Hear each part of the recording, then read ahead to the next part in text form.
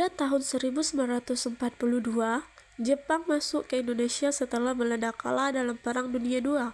Jepang datang dengan membawa propaganda sebagai saudara tua Asia, agar rakyat Indonesia percaya bahwa mereka adalah pembebas. Namun di balik itu semua, tujuan Jepang datang ke Indonesia adalah untuk memanfaatkan sumber daya alam dan tenaga kerja rakyat Indonesia untuk memperkuat perang mereka. Setelah menguasai Indonesia, Jepang membentuk pemerintahan militer dengan membagi wilayah Indonesia menjadi 3 bagian, yaitu Jawa dan Madura dengan pusat di Jakarta, Sumatera dengan pusat di Bukit Tinggi, dan Indonesia Timur dengan pusat di Makassar. Kehidupan rakyat Indonesia berubah total, di mana seluruh kegiatan diarahkan untuk memenuhi kebutuhan perang Jepang. Jepang mengambil ahli perkebunan dan pabrik, serta rakyat Indonesia dipaksa menanam tanaman tertentu dan mengeluarkan uang baru, yaitu uang Jepang, yang menyebabkan inflasi. Nah, akibatnya di mana rakyat Indonesia itu mengalami kelaparan dan kesulitan hidup yang sangat berat. Pengawasan terhadap masyarakat diperketat melalui sistem tonarigumi. Banyak laki-laki dipaksa menjadi romusa, bekerja tanpa upah dalam kondisi yang sangat keras. Sementara sebagian perempuan mengalami nasib tragis sebagai jugurlanfu lanfu atau wanita penghibur. Walaupun rakyat Indonesia menderita, pengalaman ini membuat rakyat terbiasa dengan disiplin dan organisasi. Jepang juga membentuk organisasi seperti Senedan, Skybodan, Fujinkai, dan PETA, yang dimana awalnya organisasi-organisasi ini tuh dibuat untuk kepentingan Jepang, tetapi lama-kelamaan justru membangkitkan semangat kebangsaan dan melahirkan tokoh-tokoh yang nantinya memimpin perjuangan kemerdekaan.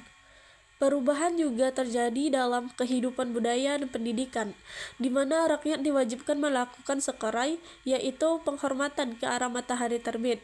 Jepang juga mengatur seni dan budaya melalui Kaimin Bunka Shidoso untuk mendukung propaganda mereka.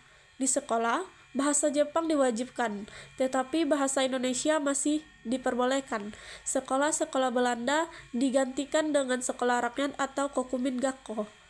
Di masa ini, muncul tokoh-tokoh penting seperti Insinyur Soekarno, Dr. Randus Muhammad Hatta, Ki Hajar Dewantara, Ki Haji Mas Mansur, dan Dr. Rajiman Widioningrat, serta Laksamana Tadashi Maeda yang kelak membantu penyusunan teks proklamasi. Menjelang akhir Perang Dunia II, kekuatan Jepang melemah karena banyak wilayahnya yang direbut oleh sekutu. Jepang berjanji akan memberikan kemerdekaan kepada Indonesia dan membentuk BPUPKI pada 1 Maret 1945 serta PPKI pada 7 Agustus 1945. Namun, setelah bom atom dijatuhkan di Hiroshima dan di Nagasaki, Jepang menyerah pada tanggal 15 Agustus 1945. Kesempatan inilah yang dimanfaatkan para pemimpin bangsa untuk memproklamasikan kemerdekaan pada 17 Agustus 1945 yang menandai berakhirnya pendudukan Jepang di Indonesia. Proklamasi. Kami, bangsa Indonesia, dengan ini menyatakan kemerdekaan Indonesia. Hal-hal yang mengenai pemindahan kekuasaan dan lain-lain diselenggarakan dengan cara saksama dan dalam tempo yang sesingkat-singkatnya. Jakarta, 17 Agustus 1945, atas nama bangsa Indonesia, Soekarno, Hatta.